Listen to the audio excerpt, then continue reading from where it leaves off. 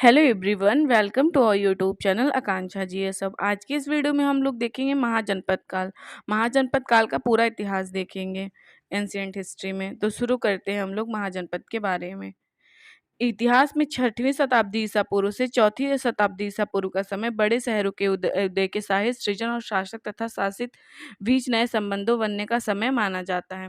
इतिहास में 6वीं शताब्दी ईसा पूर्व और 4वीं शताब्दी ईसा पूर्व का समय बड़े शहरों का उदय माना जाता है और इसमें एक शासक भी होता था जो बड़े शहरों का शासन राजा होता था शासन करने के लिए।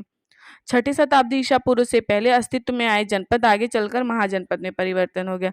6ठी शताब्दी से पहले जो अस्तित्व में आए थे जनपद वो आगे चल के महाजनपद में बदल गए। महाजनपद प्राचीन भारत की प्रशासनिक इकाइयाँ थी जो स्वतंत्र हुआ करती। महाजनपद जो थी भारत की प्रशासनिक इकाइयाँ हुआ करती थी और जो आज़ाद थी। इन महाजनपदों या प्रशासनिक इकाइयों पर किसी राजा का शासन होता था या किसी समिति का। इन महाजनपदों पे या प्रशासनिक इकाइयों पर कोई राजा शासन करता था या फिर कोई समिति शासन करती थी। जब इन पर किसी समिति का शासन होता था तब ये गणतंत्र या लोकतंत्र की तरह कार्य करती थी। जब ये इस समिति शासन करती थी इस महाजनपद पे, तब गणतंत्र या लोकतंत्र की तरह कार्य करती थी। अब हम लोग देखते हैं 16 महाजनपद और उनकी राजधानियां, जो काफी इंपॉर्टेंट है। पहला महाजनपद है काशी और इसकी राजधानी वाराणसी। वर्तमान में इसका क्षेत्र वाराणसी है। दूसरा है कौशल। कौशल महाजनपद और इसकी राजधानी हुआ करती थी श्रावस्ती। वर्तमान में इसकी स्थिति है उत्तर प्रदेश और नेपाल का तराई क्षेत्र। तीसरा जनपद है अंग और इसकी जो राजधानी हुआ करती थी चंपा हुआ करती थी और इसके प्रेजेंट टाइम पे जो इसकी स्थिति है बिहार के मुंगेर और भागलपुर जिला है। चौथा महाजनपद है मगध और इसकी जो राजधानी हुआ करती थी पटना और पहले राजगृह थी। अभी इसके वर्तमान में स्थिति है पटना और गया जिले। पांचवा जो है वज्जी महाजनपद, इसकी जो राजधानी हुआ करती थी वैशाली और इसकी वर्तमान में स्थिति है बिहार का वैशाली जिला। छठवां जो है मल्ल महाजनपद, कुशीनगर थी इसकी। ये पावा और कुशीनगर, बौद्ध धर्म में कुशीनगर काफी फेमस है और पावा।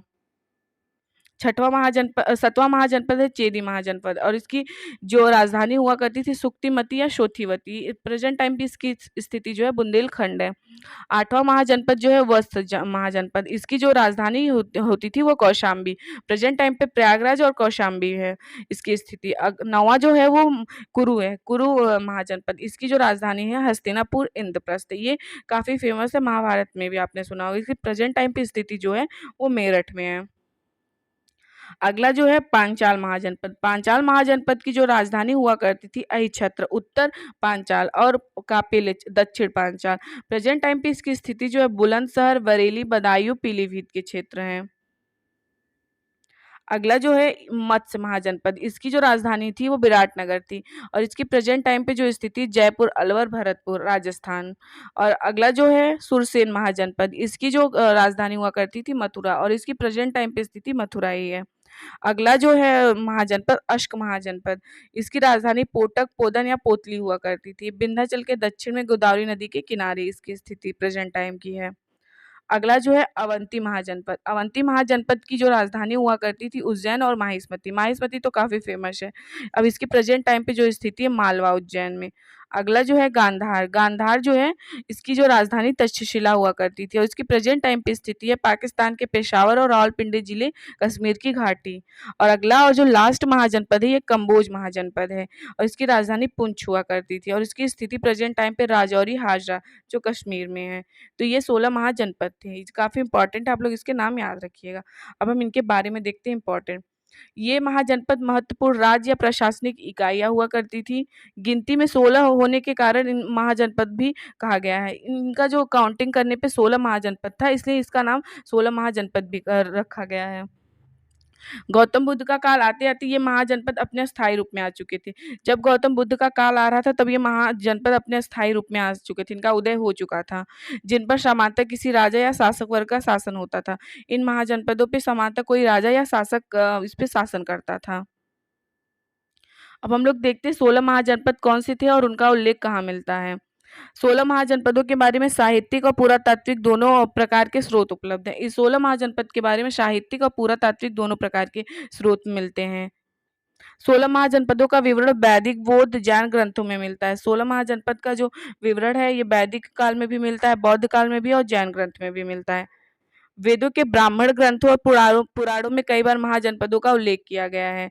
वेद के जो पुराण और हैं और ग्रंथ उसमें भी महाजनपदों का उल्लेख किया गया है, जिनमें इन्हें साधारणतः खेतिहर समुदाय या कबीलों के रूप में दर्शाया गया है।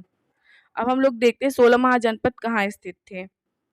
यह 16 महाजनपद उत्तर हिमालय के तराई क्षेत्र से लेकर दक्षिण में गोदावरी नदी तक, वर्तमान में पाकिस्तान की उत्तर पश्चिम सीमा से लेकर बिहार की पूर्वी सीमा तक फैले हुए थे। ये जो 16 महाजनपद थे उत्तर में हिमालय की तरफ और तराई क्षेत्र से लेकर दक्षिण में भारत की गोदावरी नदी और वर्तमान में पाकिस्तान के उत्तर पश्चिम सीमा की तरफ बिहार की पूर्वी सीमा तक फैले हुए थे। ज्यादातर महाजनपद उत्तर भारत की मध्य गंगा घाटी में ही स्थित थे। राज्यों और नगरों का दक्षिण भारत में भी उदय हुआ, लेकिन दक्षिण भारत में यह उदय भारत से कुछ वर्षों बाद ही हुआ है। दक्षिण भारत में जो उदय हुआ था ये उत्तर भारत से कुछ वर्ष बाद हुआ। दक्षिण भारत में सबसे ज्यादा फेमस था माहिष्मती। 16 महाजनपद का सबसे सही और विश्वसनीय उल्लेख बौद्ध ग्रंथ के अंदर अंगुत्तर निकाय से मिलता है। 16 महाजनपद का जो सबसे सही और विश्वसनीय उल्लेख जो है वो बौद्ध ग्रंथ का अंगुत्तर निकाय से मिलता है। बौद्ध धर्म का अंगुत्तर निकाय काफी फेमस है। अंगुत्तर निकाय त्रिपिटकों में से एक सूत पिटक का भाग है। ये त्रिपिटक में से एक सूत पिटकों का भाग है। अंगुत्तर निकाय के अनुसार बुद्ध के समय 6ठी शताब्दी ईसा पूर्व 16 महाजनपद थे। अंगुत्तर निकाय के अनुसार बुद्ध के समय 6ठी शताब्दी ईसा पूर्व में 16 महाजनपद थे। बौद्ध ग्रंथों में स्पष्ट रूप से 16 महाजनपदों का उल्लेख किया गया है। विनय पिटक, सूत पिटक और अभिधम पिटक, यही बौद्ध धर्म के त्रिपिटक है। विनय पिटक, सूत पिटक और अभिधम पिटक। महाजनपदों के समय लोगों के जीवन और समाज के बारे में वर्णन किया गया है। इनमें राजाओं, उपदेशों, राजकुमारों, व्यापारियों और लोगों के बारे में जानकारी दी गई है। पुरातात्विक अवशेष की बात की जाए तो 16 महाजनपद के अवशेष वैशाली, श्रावस्ती, कौशाम्बी, हस्तिनापुर, मगध, गांधार, अवंती और कई अन्य महत्वपूर्ण महाजनपदीय केंद्रों से प्राप्त हो चुके हैं। इन 16 महाजनपद का उल्लेख लगभग सभी बौद्ध ग्रंथ करते हैं, किंतु कुछ महाजनपदों के नाम फेरबदल हैं। इन 16 महाजनपदों का उल्लेख सभी बौद्ध ग्रंथ करते हैं, लेकिन कुछ महाजनपदों का नाम बदले हुए हैं। उदाहरण में के लिए महावस्तु नाम बौद्ध ग्रंथ जिन 16 महाजनपदों का उल्लेख करता है उनमें गांधार और कम्बोज नाम नहीं है। महावस्तु गांधार और कम्बोज के नाम के महाजनपदों के बदले पंजाब में सिवा और मध्य भारत में स्थित दर्शन नाम के महाजनपदों का उल्लेख करता है। गांधार और कम्बोज का नाम बदलकर इसमें पंजाब में सिवा और मध्य भारत में स्थित दर्शन नाम महाजनपदों का उल्लेख करता है। 16 महाजनपदों का समय इतना महत्वपूर्ण क्यों माना जाता है, हम इसके बारे में देखते हैं। ऐसा माना जाता है कि भारतीय उपमहाद्वीप में पहली बार किसी शक्तिशाली राजा या अभिजात वर्ग का शासन महाजनपद काल में ही आरंभ हुआ था। ऐसा माना जाता है कि भारतीय उपमहाद्वीप में पहली बार किसी शक्तिशाली राजा या अभिजात वर्ग का शासन हुआ है। इनसे पहले छोटे-छोटे जनपदों में शासक और शासित के बीच संबंध इस प्रकार व्यक्त नहीं थे, किंतु 6ठी शताब्दी ईसा पूर्व से लेकर जनपदों में राजनैतिक, सामाजिक और आर्थिक विकास ने शक्ति और सत्ता की नई परिभाषा उत्पन्न की, जिनसे महाजनपदों का उदय हुआ है। महाजनपदों का स्वतंत्र राज्य मगध राज्य के उदय पूरे भारतीय उपमहाद्वीप पर चंद्रगुप्त मौर्य के शासन के बाद खत्म हो गया था। महाजनपदों का स्वतंत्र राज्य जो मगध राज्य था वो जब चंद्रगुप्त मौर्य के शासन के बाद ये पूरी तरह से समाप्त हो गया था। मगध के राज्य में मिले जाने के कारण इन महाजनपदों ने अपना स्वतंत्र शासन खत्म हो गया था। भारतीय इतिहास में महाजनपद के काल में ही साहित्य और लेखन की परंपराओं की शुरुआत हुई। हिंदू, बौद्ध और जैन धर्म के प्रमुख साहित्यों की रचना भी महाजनपद काल में ही हुई है। महाजनपद में बड़े-बड़े शहर होते थे जिनमें हजारों गांव शामिल थे। इनमें मूल बस्तियों की इकाइयां गांव हुआ करती। इनमें जो मूल बस्तियों की इकाइयां हुआ करती थी वो गांव, मतलब कि ज्यादातर लोग गांव में ही निवास करते थे। 16 महाजनपदों का इतिहास में उदय कैसे हुआ, अब इसको देखते हैं हम। इतिहासकार राम शरण शर्मा के एवं आर्थर एल बाशम के अनुसार ईसा पूर्व 6ठी शताब्दी के आते आते मध्य गंगा के क्षेत्र में पूर्वी उत्तर प्रदेश और पश्चिमी बिहार में लोहे के बढ़ते उपयोग और हथियारों ने एक संगठित योद्धा वर्ग को जन्म दिया है। इन दोनों जो इतिहासकार थे इनके अनुसार उत्तर प्रदेश और पश्चिम बिहार में लोहे के बढ़ते उपयोग के कारण संगठित योद्धा वर्ग का जन्म हुआ है। विस्तृत होती कृषि और शासक वर्ग द्वारा लागू किए गए राजस्व ने कर विकसित होते कस्बों और शहरों को अधिशेष उपलब्ध कराने में मदद की है। अतिरिक्त पूंजी, खाद्यान्न और भौतिक संसाधनों ने 6ठी शताब्दी ईसा पूर्व तक इन शहरों को अन्य स्थानों की तुलना में अधिक संपन्न बना दिया, जो आगे चलकर महाजनपदों के रूप में उदित हुए हैं।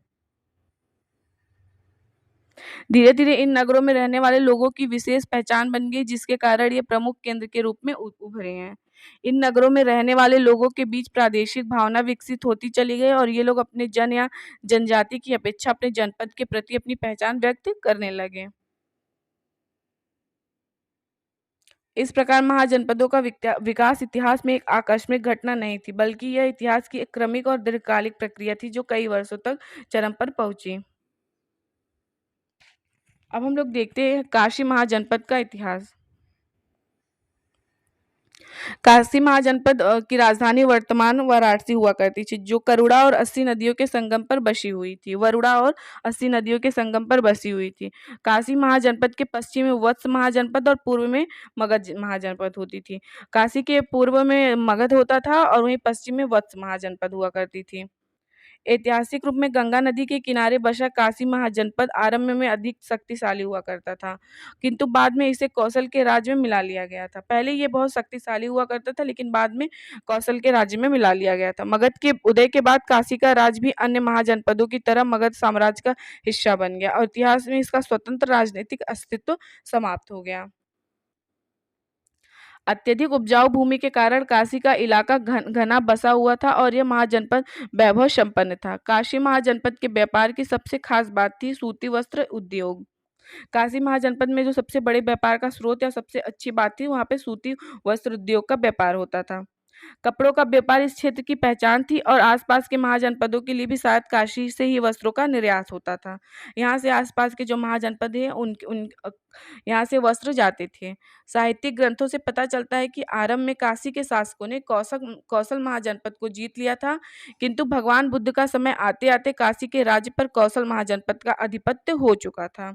उदाहरण के लिए कौशल के राजा प्रसेनजीत ने काशी पर विजय प्राप्त की थी।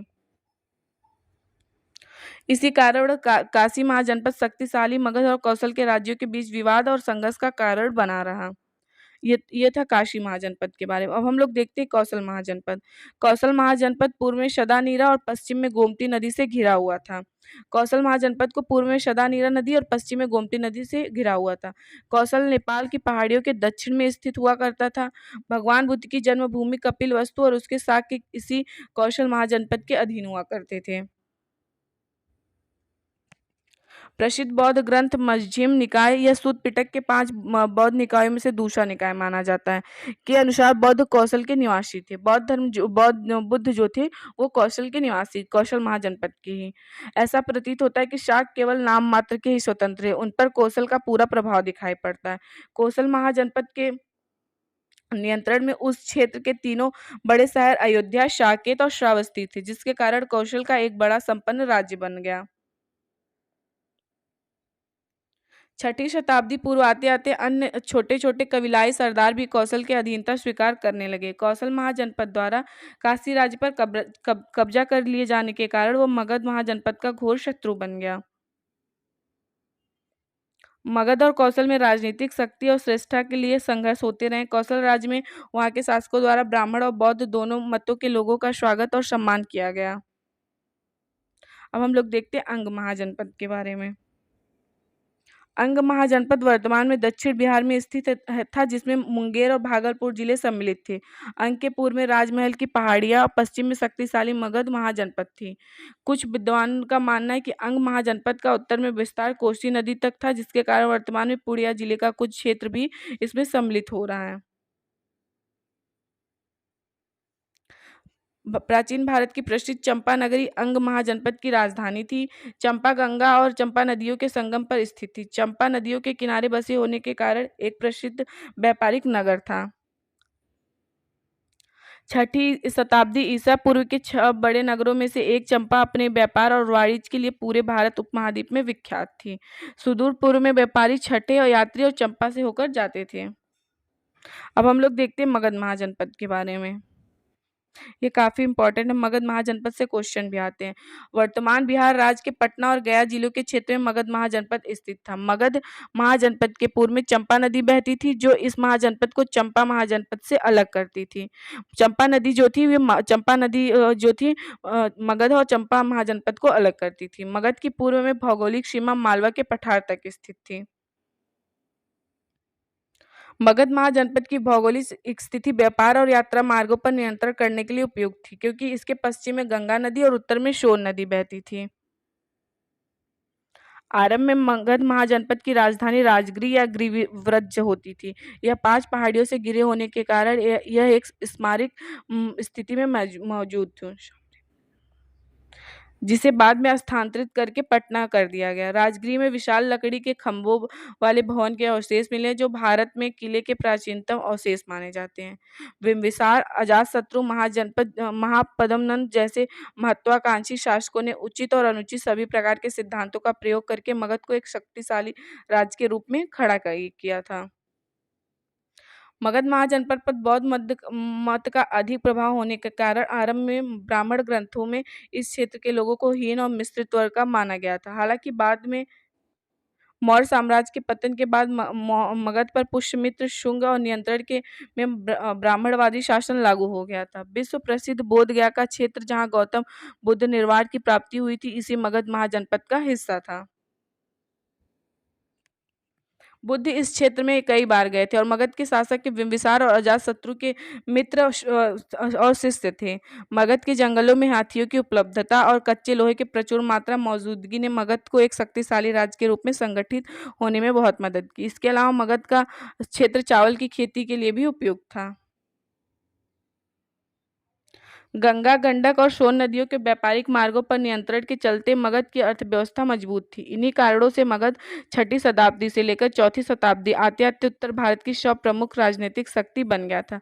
मौर्य समाज का उत्थान मगध के साथ पूरे भारत और उपमहाद्वीप में अविस्मरणीय घटना है।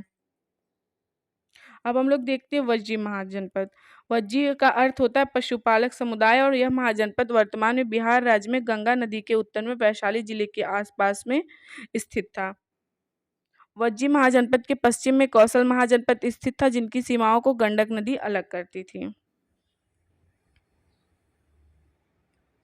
वज्जी की सीमाएं उत्तर में नेपाल की तराई स्थित हिमालय की पहाड़ियों तक फैली हुई थी। वज्जी एक पृथक राज्य ना होकर बल्कि 8 कबीलों का संगठन था। इसमें विदेह और लिच्छवी प्रमुख थे। विदेह की राजधानी सुप्रसिद्ध मिथिला नगरी इसी में स्थित थी। हिंदू ग्रंथ रामायण के अनुसार महाराज जनक और उनकी पुत्री सीता मिथिला के ही थे, और विदेह महाराजा जनक द्वारा शासन किया जाने वाला राज्य था। अगला हम लोग देखते हैं मल्ल महाजनपद।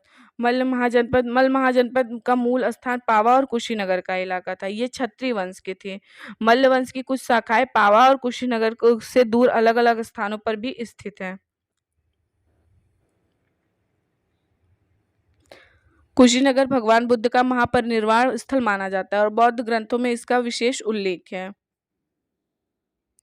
वर्तमान में कुशीनगर उत्तर प्रदेश के गोरखपुर जिलों में कश्या स्थान को माना जाता है। मल्ल महाजनपद के उत्तर पश्चिम और पश्चिम में शाक्य कबीले का क्षेत्र स्थित था, किंतु प्राचीन का पावा क्षेत्र वर्तमान में किस स्थान पर था, यह मतभेद का विषय है। ऐसी मान्यता है कि कुशीनगर में ही भगवान बुद्ध के शरीर का त्याग के बाद बुद्ध के शिष्यों के साथ मल्ल लोगों ने उनका अंतिम संस्कार किया था। अब हम लोग देखते हैं चेदी महाजनपद। वर्तमान बुंदेलखंड का पूर्वी क्षेत्र और चेदी महाजनपद का क्षेत्र हुआ करता था। महाभारत का काल प्रसिद्ध शासक शिशुपाल, जो कृष्ण का घोर शत्रु था, इसी चेदी का राजा था। अब हम लोग देखते हैं वत्स महाजनपद। ये काफी इंपॉर्टेंट है। वत्स महाजनपद, वत्स कुरु वंश से संबंध रखते थे। उत्तर प्रदेश के प्रयागराज जिले में यमुना नदी के किनारे बसा कौशाम्बी वत्स महाजनपद की राजधानी थी। वत्स 6ठी शताब्दी ईसा पूर्व में सबसे अधिक शक्तिशाली केंद्रों में से एक था। आधुनिक प्रयागराज या इलाहाबाद के आसपास वत्स लोगों का निवास था। हालांकि कौशाम्बी को राजधानी बनाए जाने का पहला उल्लेख पुराणों में मिलता है। इस क्षेत्र में खुदाई के दौरान 5वीं शताब्दी ईसा पूर्व में मिट्टी के दीवारों के किले होने के प्रमाण मिले हैं। हिंदू पौराणिक उल्लेख के अनुसार पांडवों को वंशज निचच्छू ने हस्तिनापुर में अपनी राजधानी के बाढ़ में बह जाने के बाद कौशाम्बी को अपनी राजधानी बनाया था। अब हम लोग देखते हैं कुरु महाजनपद। कुरु महाजनपद दिल्ली और मेरठ के आसपास स्थित था, जिसके शासक भारत काल के राजा युधिष्ठिर के वंशज माने जाते हैं। कुरु वंश के बारे में सबसे अधिक विवरण महाभारत महाकाव्य में मिलता है, जहाँ कौरवों और पांडवों के बीच संघर्ष और अंत में वासुदेव कृष्ण इन देखरेख में पांडवों की विजय का उल्लेख किया गया है। अब हम लोग देखते हैं पांचाल महाजनपद। अब हम लोग देखते हैं पांचाल महाजनपद। पांचाल वंश का उल्लेख भी महाभारत काल से ही मिलने लगता है। पांचाल महाजनपद वर्तमान में बुलंदशहर, बरेली, बदायूं, पीलीभीत इत्यादि के क्षेत्र में स्थित है, जो उत्तर प्रदेश में है। ये सब इस क्षेत्र के उल्लेख को रुहेलखंड और मध्य दोआब के कुछ भागों के रूप में चिन्हित किया गया। पांचाल कुरुओं के निकट संपर्क में था, जिसका अंदाजा इस बात से लगाया जा सकता है कि पांचाल देश की राजकुमारी पांचाली या द्रौपदी का विवाह पांडवों से हुआ था। पांचाल वंश दो भागों में विभक्त था, उत्तर पांचाल और दक्षिण पांचाल। इन दोनों को भागीरथी नदी अलग करती थी। अहिछत्र उत्तर प्रदेश के बरेली में स्थित है। उत्तर पांचालों की राजधानी थी, जबकि दक्षिण पांचालों की राजधानी कपिल्य थी। बाद में पांचालों को पृथक अस्तित्व लुप्त हो गया और वे दूसरे महाजनपदों के उदय के साथ ही नष्ट हो गए थे। अगला महाजनपद है मत्स्य महाजनपद। मत्स्य महाजनपद का क्षेत्र वर्तमान राजस्थान के जयपुर, अलवर या भरतपुर जैसे जिलों में फैला हुआ है। मत्स्य महाजनपद ये राजस्थान में पड़ता है, इसका पूरा क्षेत्र। मत्स्य महाजनपद की राजधानी जो थी विराटनगर थी। भारत के पश्चिमी क्षेत्र में बसे इस महाजनपद का नाम इस राज्य के संस्थापक विराट के नाम पे रखा गया था। इस राज्य की जो संस्थापक विराट थे, इनके नाम पे रखा गया था। विराट नगर महाभारत काल का वही प्रसिद्ध नगर था जो पांडवों द्वारा अपने अज्ञातवास में छिपने के लिए उपयोग किया गया था। विराट नगर वही महाभारत का प्रसिद्ध जगह है जिसमें पांडवों द्वारा अज्ञातवास में वो छुपे हुए थे। अब हम लोग देखते हैं महाजनपद से कुछ महत्वपूर्ण प्रश्न। ये सब प्रीवियस ईयर में आए हुए प्रश्न है, काफी इंपॉर्टेंट प्रश्न है। तो हम लोग देखते हैं। पहला प्रश्न है, मत्स्य महाजनपद की राजधानी क्या थी? तो विराटनगर थी। इस मत्स्य महाजनपद जो था, अभी प्रेजेंट टाइम पे इसका जो लोकेशन है, ये राजस्थान में है। दक्षिण भारत में स्थित जनपद था अश्वमुख जनपद। दक्षिण भारत में जो जनपद स्थित था। अगला है 16 महाजनपदों का वर्णन सबसे पहले किस ग्रंथ में मिलता है? तो अंगुत्तर निकाय में। ये बौद्ध धर्म का सबसे प्रमुख पुस्तक है अंगुत्तर निकाय। इसमें 16 महाजनपदों का वर्णन मिलता है। मगध की प्रारंभिक राजधानी क्या थी? मगध की प्रारंभिक राजधानी थी ग्रीवव्रज। वर्तमान में पाकिस्तान में कौन सा जनपद स्थित है? वर्तमान में पाकिस्तान में गांधार महाजनपद स्थित है। गांधारी भी यही गांधार की रहती थी, जो महाभारत में काफी फेमस है। सुरसेन महाजनपद की राजधानी कहाँ थी? तो सुरसेन महाजनपद की राजधानी मथुरा थी। प्रेजेंट टाइम पे इसका लोकेशन मथुरा है, उत्तर प्रदेश में। आप लोग जानते होंगे। तक्षशिला के प्रसिद्ध स्थल होने का क्या कारण था? तक्षशिला के प्रसिद्ध स्थल होने का कारण गांधार कला था। अब ये प्रेजेंट टाइम पे पाकिस्तान में स्थित है। अगला है, किस मगध शासक ने गंगा नदी के तट पर पाटलिपुत्र नगर की स्थापना की थी? तो उज्जैन। उज्जैन ने पाटलिपुत्र नगर की स्थापना की थी मगध शासक के गंगा नदी के तट पर। अगला है, बिहार राज्य का प्राचीन नाम क्या था? उत्तरी बिहार का प्राचीन नाम वज्जी था। इसका वज्जी नाम था, उत्तरी बिहार का प्राचीन नाम। अगला क्वेश्चन है, विश्व का पहला गणतंत्र वैशाली में किसके द्वारा स्थापित किया गया था? तो विश्व का पहला गणतंत्र अगर किसी को कहा जाता है तो लिच्छवी, ये वैशाली में हो स्थापित किया गया था।